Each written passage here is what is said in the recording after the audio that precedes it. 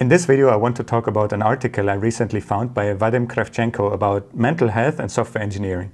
It started a huge discussion on Hackernews with hundreds of comments, and I also read it and want to add a few of my points to it, because I think a lot of the points are incredibly good and some of the points are missing a few nuances. I want to add my perspective to it. And at the end of this video, I also want to talk about some of the comments from the Hackernews thread that added interesting perspectives to this discussion. Before I jump into this article, I also want to say that I'm not a doctor and I don't want to give any medical advice. I will just talk about my perspective on what Vadim wrote, and I just want to talk about what I learned in my career so that you maybe get some new ideas or can understand certain things better. If you're dealing with burnout or have some mental problems, talk to someone that can help you professionally, ideally a psychologist. So let's start with the article. Vadim starts by saying, I want to talk about something we don't discuss enough in our field, the mental health of software engineers, especially those of us who have taken the challenge of leadership. And I think this is already a first interesting point, because the transition from an individual contributor to a leadership role is very significant, especially on the mental load. So we will definitely talk about it. To understand his story a bit better, Vadim writes that he inherited the position of head of IT from his predecessor. He was now in the charge of a small team of developers, and his startup made many promises to many partners. He writes, "It was my job to make it happen. I was either going to break or deliver. I did both." And this is one of the first areas I want to talk about. Going from an individual contributor role to the head of IT, especially at a startup, usually comes with a lot of chaos, with a lot of deadlines. No one is really clear on what is going to happen. And also, there's usually no one that can really guide you because the CEO is busy with other things. Maybe you have a CTO, maybe you don't, but there's usually no other person that can guide you and transition you into the role. This is a huge benefit in corporate jobs because there's usually a defined and supported path from the IC role to a leadership role. In my case, for example, I was offered the role as an engineering manager, and then I was prepared. I had half a year time to transition. I was supported by other engineering managers, and I was somehow prepared for the role and learned while transitioning into the role. And this support, I think, is crucial when transitioning into a leadership role, and it seems to me that Vadim didn't have that. He was just thrown into the cold water, which can create a lot of stress. And the next thing I want to discuss in this article was something that was a huge topic in the Hackernews comments. He writes, mental health issues still carry a bit of stigma with them. You cannot take a sick day by telling your team, I have mental health issues, I need a day off. And there was a lot of criticism for this sentiment because a lot of people said, no, you can and you should. And I totally understand where Vadim is coming from. There is a bit of stigma around it, and there is a bit of shame around it to say like, hey, I'm mentally unwell, I want to take a day off. But luckily in most companies, and especially in larger corporations, this has been accepted already for many years, that there is obviously for physical illnesses, if you get sick, if you get a cold, you take a few days off. But also if you really feel unwell or if you have some problems in your private life, you can take a few days off, especially in European companies. This is, I would say, widely accepted and necessary. And I have to say, if you are in an environment where that is not possible, that is a very bad environment for the mental health, for the stress, and eventually the sicknesses that come with it, like burnout, what Vadim writes about. He continues writing that not many people understand what panic attacks feel like and why would you need to take a day off because of them. And I agree. I think a lot of people that didn't struggle with anxiety or panic attacks, they don't know what it feels like and don't know how limiting it can be to your work. And I think especially in software engineering, we need to be at our best. And you know that if you have a shitty day and you go to work, you break more things than you fix, and this helps no one. And the next 2 points, I want to add something to it because there's something missing, in my opinion, in this article. He writes, right until the moment I had my burnout or a mental breakdown. I think burnout is something completely different than the mental breakdown, which can be part of it. But burnout itself is very clearly defined. And I'm a huge fan of Professor Christina Maslach, who pioneered the whole research on burnout. And she even coined the term burnout in her research. And I bought and read her book on burnout, and it blew my mind because there were so many things I didn't know. And the first thing was that burnout is not really a state. It's not binary like we are used to in software engineering. It's a process. So here he is mixing up the burnout process with the event of a mental breakdown. I think it's super important to understand that burnout consists of 3 different things. Vadim later in this article talks about It is a form of exhaustion. You have a constant stress, and this is what Maslach also talks about. An emotional exhaustion that manifests itself mentally and physically. So you're stressed and you cannot really get out of bed, and after work you're really burned out and really tired already. But she also talks about two more factors that I find incredibly important. The second is a form of depersonalization, and we know it as cynicism. I didn't recognize cynicism as something so important and actually a symptom of burnout. Because, let's be honest, in the software engineering world, most people are somewhat cynical. They say, it's just management, or this deadline is not really important. And they act cynically around the topics they're talking about. And I always took it for something what software developers, software engineers always have. You even saw it more in senior people, so I thought this is something we all will develop over time. But reading the book completely changed my mind, and cynicism is actually something really bad. Because what we do with cynicism is we depersonalize the things and we assume almost bad intentions. So we say something like, this manager is just saying that because he wants a promotion, or this deadline is anyway not correct, this salesperson just sold something which we cannot deliver.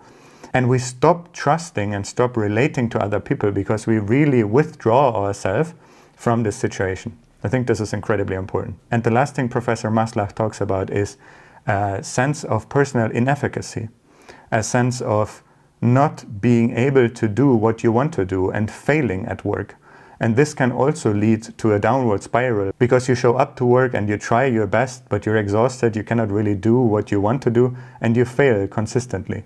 And this can really also harm your self-esteem and confidence, because over time you think that, maybe I'm not good enough, maybe I cannot do my job, which is just a symptom of burnout. Now, coming back to the article, this is what I really wanted to add when Vadim talks about burnout, because I think it is a process.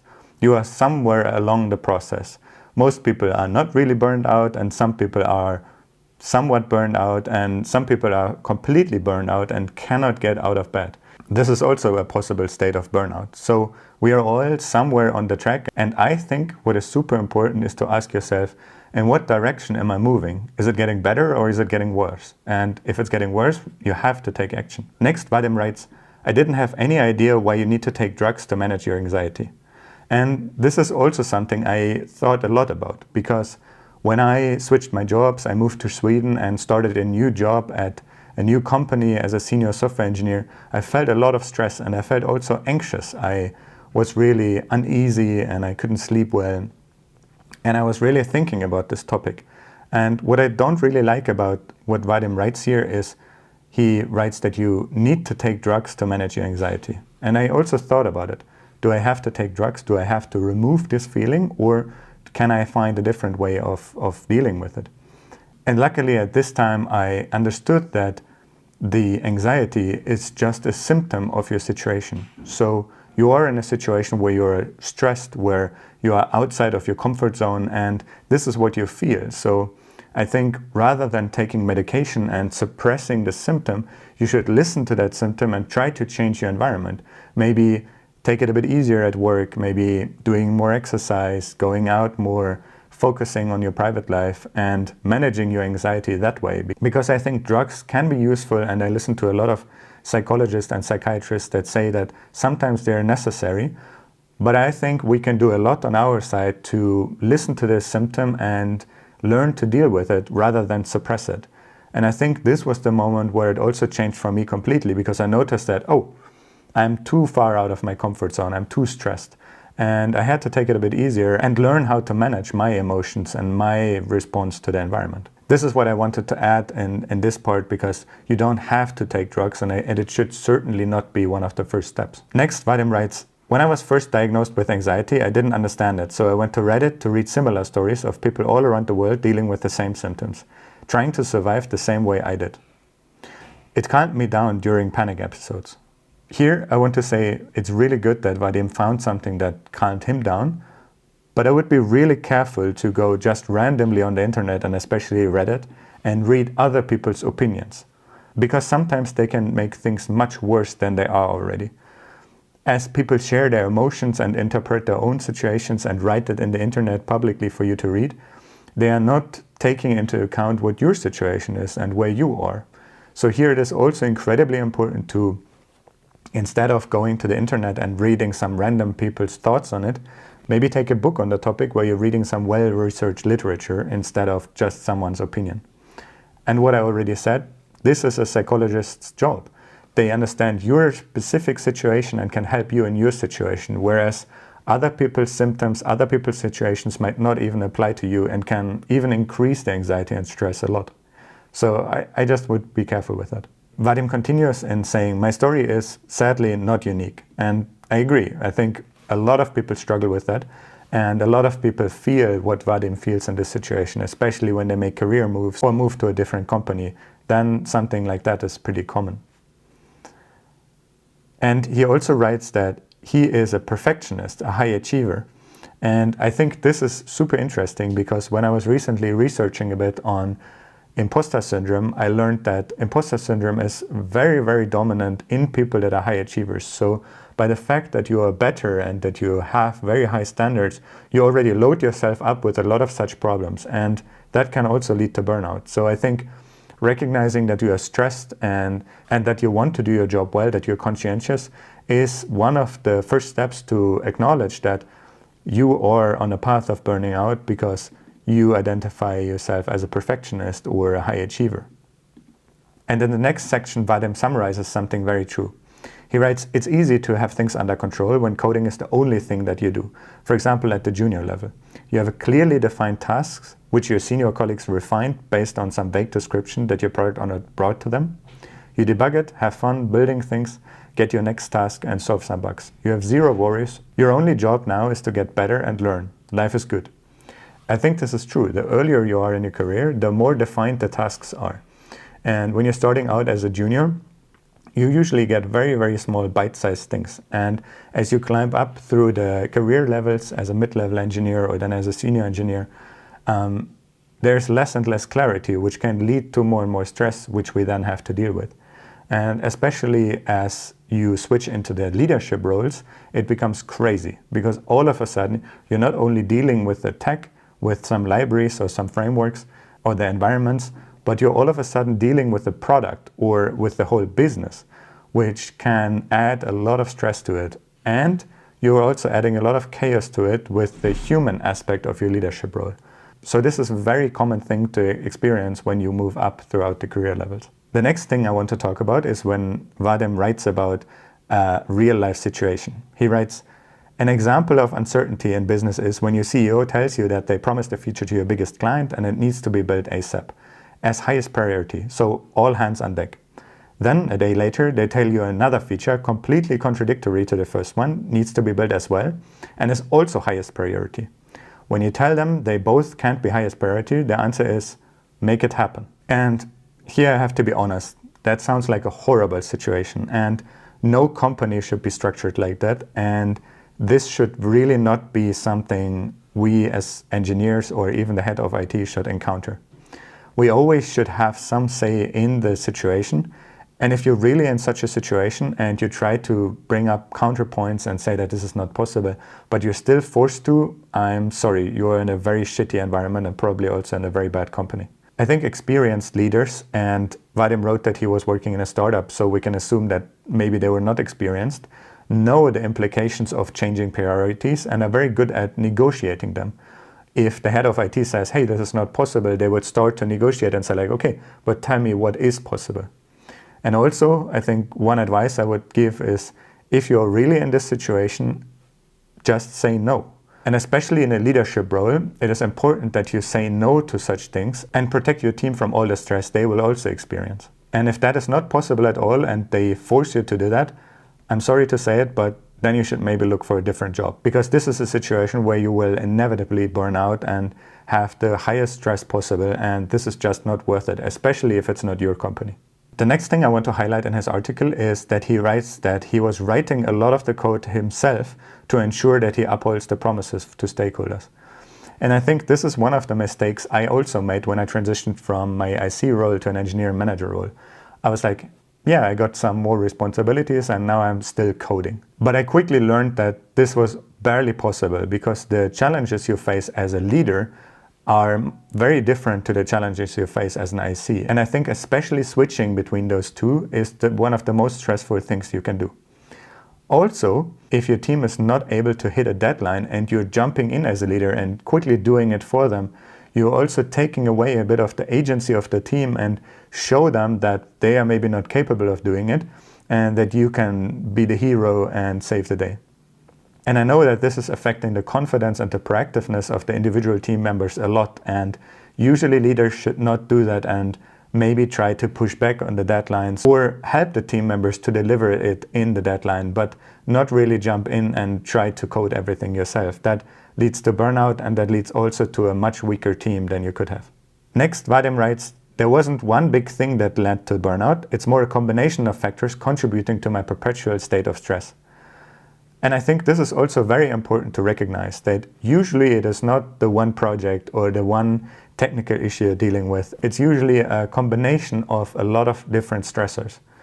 And for me, that was also the case. I recently moved countries, had a new role in a new company with a new product, and I had a lot of different stress levels combining, where all of a sudden, and I always imagine it like a barrel of water where rainwater is dripping in, you add more and more liters to it, and someday it's overflowing. And it's not really only work or this one project or this one manager, but it's all the stress you have in your life combined, especially if you have a family or you have larger responsibilities outside of your work life. That adds to this rain barrel of stress. So there is only that much stress you can take.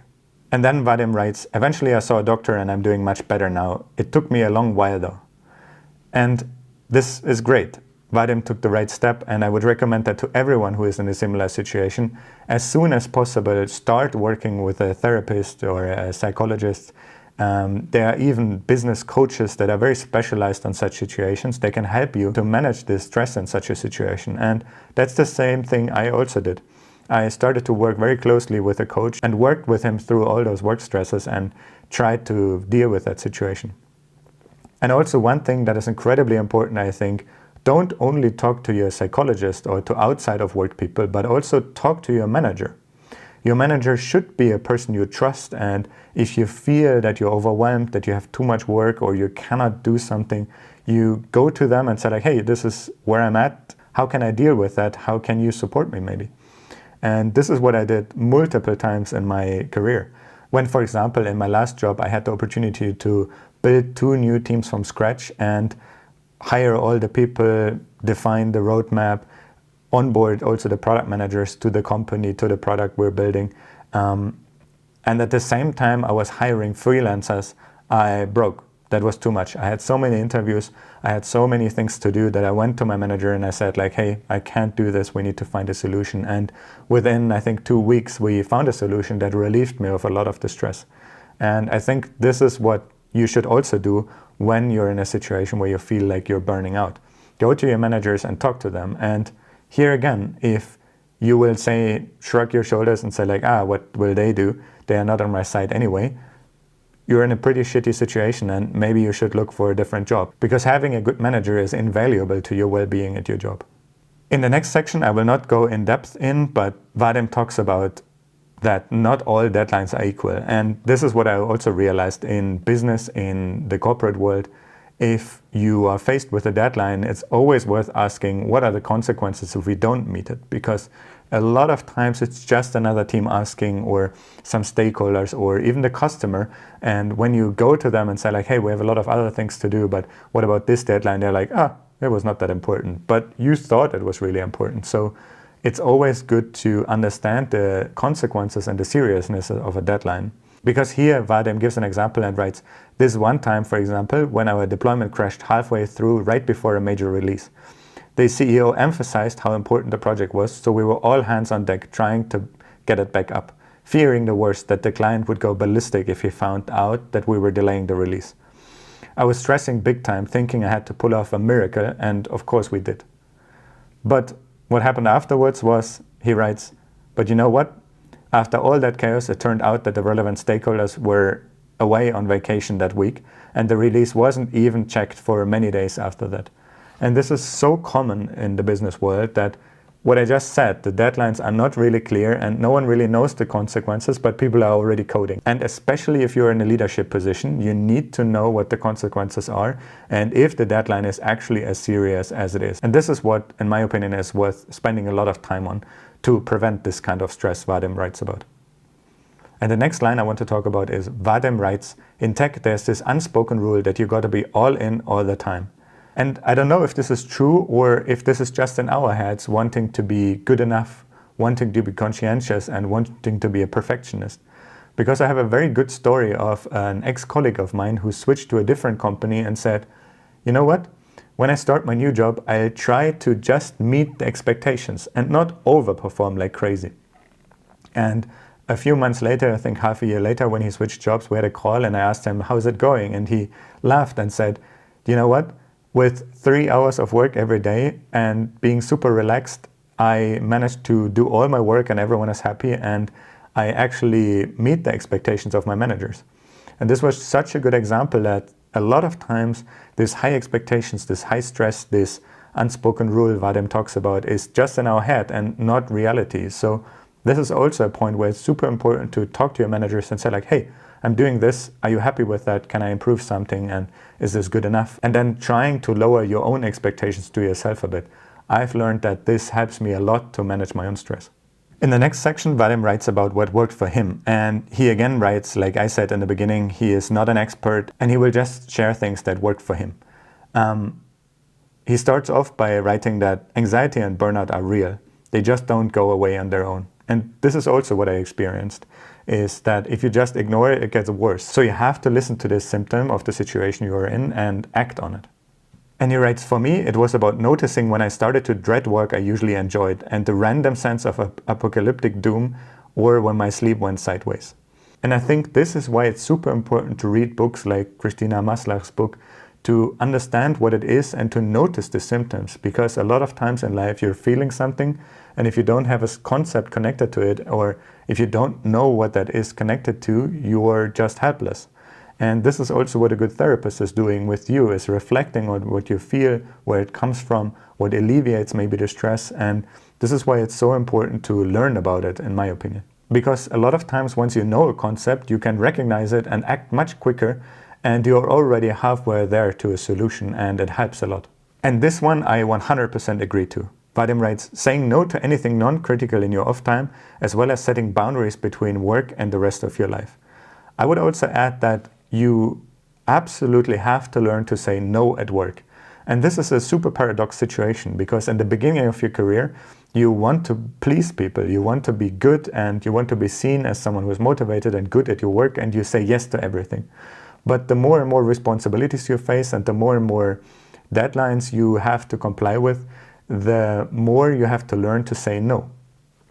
And I have an example of my own career where I switched in a different domain in my company and I had an interview with one of the directors, and in the interview at the end he asked me, do you have any more questions? And I said, yeah, actually I have a question, because I've heard from some managers that they said it's stressful to work in your organization.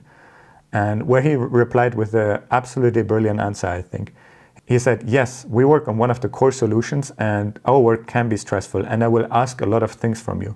But what I expect from you as a leader is that I will ask 10 things of you and you will tell me what 3 things you can do of them and tell me which ones are not possible. And I thought this was such an empowering answer because I recognized that such leaders also want you to set the boundaries. And if you never set boundaries, they will just roll over you. But if you start saying no and start saying like, no, this is not possible, we can do it after this, or reprioritize, this is where other leaders also start to take you seriously and understand where you are and understand your boundaries. And this is where you start to reduce the stress a lot. But also, Vadim says, setting boundaries between work and the rest of your life. And this is unbelievably important. I told all my reports and my friends that sometimes I see friends that work at a smaller startup or something and they have Slack on their private phone. And I always tell them that this is a horrible idea. Because in those moments where you are in your own time, you can relax, you're maybe out with friends or you're on a barbecue evening and all of a sudden your phone vibrates and you get pulled out of your relaxing personal context into some stupid work thing, which is probably not that important, always reduces the recovery you can have in your own time by so much that I always recommend to split work and private life religiously. I always had work on my work laptop and my private things on my private laptop and never mixed them. Also with phones. On a Friday evening, I shut down my work laptop and put my laptop and my phone in a shelf so that even if I get a notification, I cannot even see it, and only on a Monday morning I got it out again, and this helped tremendously, so I would recommend that to everyone. And also very good that Vadim writes it here in his article. Also, one of the super interesting things is Vadim talks about coffee and alcohol, and I think this is also true. Coffee has this notion of making you more agitated, making you more nervous, giving you a bit of cold sweat and making you alert. But especially when you're dealing with stress or even anxiety or panic attacks, that can be the worst feeling ever. So stopping to drink coffee can help a lot. And I love this diagram of how caffeine acts in our body. And I think it's so important to understand that the caffeine from coffee is released very, very quickly. So you drink it and almost immediately you get a spike of energy. But as everything in our body, if you get a spike of energy, you will crash again. And usually people get a next coffee, but this is just making things worse. And one of the options, if you don't want to stop caffeine completely, is to switch to tea. Because as you see in this diagram, tea has a much more shallower curve of releasing the caffeine. I think it's because of how the caffeine is bound to the tea leaves and the particles inside, but I'm not a chemist and I cannot explain it properly, but I know that it acts completely different on your body. So drinking tea instead of coffee and maybe not drinking any tea after the afternoon to not affect your sleep is one of the things you can definitely do. And also alcohol. Andrew Huberman has a fantastic episode I can recommend on the effects of alcohol on our body. I think one of the most important things is that alcohol doesn't become your way of shutting off after a long day. In a lot of cultures, this beer after work, in German we call it Feierabendbier, literally translated to beer at the end of your workday, is a way to wind down and start to enter your free time. But if this becomes a habit and you start to rely on alcohol to relax, it becomes very dangerous because alcohol also has a lot of very negative side effects Huberman talks about in his videos. So cutting down on alcohol is definitely a great idea. Instead of coffee and alcohol, Vadim started to walk, and he writes, "I aim for 12,500 steps a day, usually with a podcast in your ears." And this is also super interesting, I think, because I love to do that as well. But I've noticed that if I had a stressful day of work and then I put a podcast in, which also challenges me cognitively, where I learned something, it doesn't help at all. So if you're using podcasts, I would really recommend to listen to something soft and easy, maybe some science fiction or a fictional story about something, but not a non-fiction book where you learn even more or you learn complex topics where you need to, again, cognitively think. So I think even just walking without a podcast is great, because sometimes we have a lot of thoughts in our head and we somehow need to think them through, and our work can help wonders with that. So definitely recommend that. Exactly as myself, Vadim also had this realization. He writes, "But here's something I didn't expect to have such a big impact. Educating myself on mental health and emotional intelligence. I think this is so important. This is why I started to listen to podcasts, books, and also I bought books on mental health, on burnout, because I was like, hey, I'm feeling a bit less productive, I'm feeling a bit stressed, it's like, what is that? And learning about it and catching those symptoms early and acting very early is much, much easier than when you're already deeper down the burnout hole. So I would really highly encourage you to buy 1 or 2 books on the topics of burnout if you're struggling with it, and if you're interested in the topic, which I would assume because you watched the video until here. Buy some books and really educate yourself on it, and maybe also ask a therapist which book they would recommend and learn more about mental health.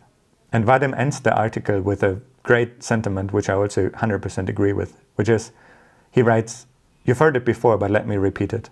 Our greatest asset isn't the code we write, it's us, our health, our minds, our ability to be present and enjoy life outside of the terminal window."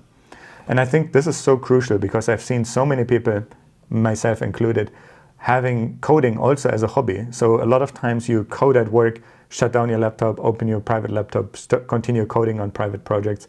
When you go to events, you meet a lot of your coding friends, continue talking, and this can be extremely stressful over a long period of time, and it can even stifle your enthusiasm and your fun doing it.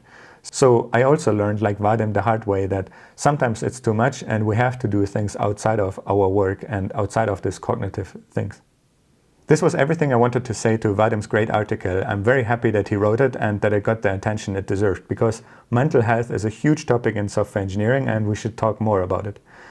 I also saw that at the end of the article, Vadim links to a video where he also speaks about the same things, but a little bit more in depth. And I highly encourage you to watch it, and I also link it below this video. But I found the article on Hackernews where it got over 430 comments, and I quickly wanted to talk about a few of them that caught my eye and thought were worth discussing. And the very first one writes, in almost 30 years of software engineering, I came to the conclusion years ago that most deadlines were entirely arbitrary. The business isn't going to fail if you slip a week or frequently even 6 months, and if it does, it's probably not the fault of engineering unless it's so dysfunctional as to repeatedly blow through its own delivery estimates. And I completely agree. I don't have nearly as much experience in software engineering, but I found that what I said earlier, if you ask about the consequences and if you ask about what will happen if we don't hit this deadline, you find that the motivation of this deadline is very weak. And most deadlines are arbitrary and don't matter that much. So if you have a deadline and you fail it, don't worry. Most of the time, no one will die. And I had such experiences where we worked really hard and we didn't want to tell our product director that we were going to fail, but then eventually we did. And we felt terrible while delivering this message, but he said like, no, okay, how much more weeks do you need? And it was absolutely no problem. And all the stress was immediately gone. We had just in our heads. So definitely talk about it. And the next sentiment I want to talk about, I've seen multiple times throughout these comments, was that someone writes, I'm not terribly convinced that software engineering is harder on someone's mental health than being a doctor, lawyer, sales, engineer, professional athlete, teacher, or any other white-collar profession is. And there was a bit of a debate in the comments where some people said it is or it isn't. And I think here we can also come back to Maslach, because Maslach didn't only define what burnout is, but she also identified 6 factors what leads to burnout. And I think those are incredibly interesting. She discovered that it's linked to the workload, the control, the reward, the community, fairness, and a values mismatch between you and the company. And I think those are so important to understand that I want to do a whole video on them to really dive deeper into all of those 6 dimensions and understand what they mean in everyday work and how we can properly pay attention to them. And going back to this comment, I think that all of those jobs, a doctor has a very high purpose and has maybe a much different team dynamic than we have as software engineers, or a lawyer, or other engineers or professional athletes. They have their kind of stress, but they have also a very different pattern on those 6 factors. And even though the immediate stress could be higher in such professions, it could still lead to different patterns in our behavior and our experiences. So I think those jobs are all very different. And I think one important side note is that burnout was initially discovered in nurses that worked in hospital and had very stressful shifts and burned out during their job. So I think all of those jobs have different patterns. But if you're interested in the video about these factors that lead to burnout that Maslach discovered, please write it in the comments. I would love to know if you're interested in that. One of the next comments writes that I used to be in awe of young college dropout CEOs. Then I worked for a couple of them. Now I refuse to work for startups that have 20-somethings at the top because they really do not know how to manage or lead. They are managed by fear of failure, and having accomplished nothing so far, they treat others like garbage. Avoid. And I think even though this comment is quite harsh, I can totally see it, that I've talked to a lot of people that work in startups, and usually the leadership team is not that experienced. And I talked to a close friend who worked in a smaller startup where he, as the head of IT, was one of the most experienced people in engineering, where he took a lot of responsibility but didn't have really the leadership people above him to learn from or to ask questions. Whereas opposed to where I became a leader in a more mature structure, I had a lot of support, not only from the leaders above me and the people that supported me, but also from peers. There were so many engineering managers around me that I can ask questions to or describe situations that I'm unsure of, and we learn together. And this is incredibly valuable in the beginning of your career. So I can definitely understand this sentiment. But there are many, many more comments here in the discussion, and it's really interesting to read through them and read the different viewpoints and the different perspectives people have. So I will also leave the discussion in the comments below. This was a very spontaneous video I wanted to do because I thought Vadim's article was so interesting and raised such good points that I wanted to give my perspective on them and talk a bit more about certain points I wanted to add something to. But I also want to do more videos on those topics. And if you are in a similar situation or want to learn more about it, write it in the comments so that I can maybe focus my topics a bit on what you are interested in. And I will leave all the links I talked about in the description of this video, because the article is really worth reading and also his video is worth watching. I will link in the description, and also the link to this Hackernews discussion, which has a lot of interesting insights in it as well. Thanks for watching and see you in the next one.